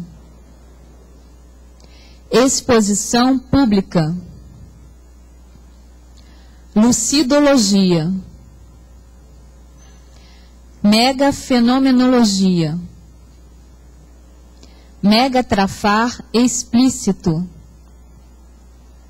Meio de sobrevida. Mini-falha. Preferenciologia. Pré-intermissivista. Quintessência evolutiva. Realidade relevante. Boa tarde a todos. Meu convite é para o curso Definição da Especialidade Pessoal. É um curso que está sendo feito em parceria com a equipe da Apex, da Consus e do CAEC, com apoio da OIC, da Consciência Terapia. O objetivo principal é auxiliar aos interessados, a voluntários, alunos, teletertulianos e tertulianos, a definir a sua especialidade de PROEX. E para isso a gente vai ter 4 módulos. O primeiro módulo é no final de semana de 30 e 31 de maio, né, com a equipe da Conscius, com a equipe da Conscienciometria, mais à frente. O segundo módulo, 27 e 28 de junho, a equipe do CAEC para a sociometria, com as questões de grupalidade. O terceiro módulo é sobre PROEX, com a proexologia, né, com a equipe mais da Apex à frente. E o último módulo, que é a autodefinologia. O que é isso? No último módulo, cada aluno vai então definir a sua especialidade e apresentar essa especialidade para o grupo. Vale ressaltar que esse curso, ele são para somente 20 alunos. Nós já temos 13 pessoas inscritas, né? Só temos somente 7 vagas. E a ideia é formar um grupo realmente pequeno, que a gente possa estar aprofundando essa discussão, né? E, de fato, o grupo se ajudar a descobrir a especialidade pessoal. Maiores informações a respeito de preços e detalhamentos e descontos na recepção do CAEC. Obrigada. Bom, boa tarde. Eu gostaria de avisar sobre um curso de mediação que vai acontecer aqui na cidade de Foz do Iguaçu, nos dias 23 e 24 de maio. Esse curso vai ser ministrado por um especialista da área, o professor Áureo Simões Júnior, que ele tem bastante experiência em técnicas de mediação e outras técnicas alternativas de resolução de conflitos. O curso tem uma carga horária de 20 horas, vai ser dado então no sábado e no domingo, e há 30 vagas só, e metade das vagas já foram preenchidas.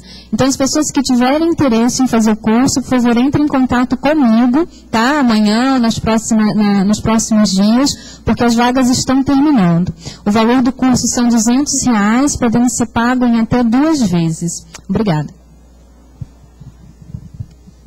Boa tarde, pessoal. Hoje, às 3h30, a Editares está fazendo a última participação lá na Feira do Livro com os autores, né? É a professora Graça Razeira, que vai estar fazendo o autógrafo no livro Hiperatividade Eficaz.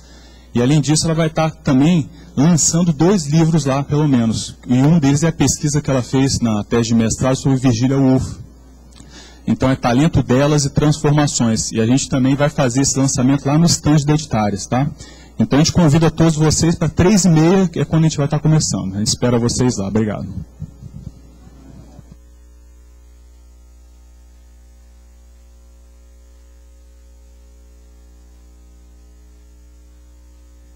O verbete para amanhã é exposição pública. Ganhou com 8 votos. Uma boa tarde a todos, até amanhã e obrigada.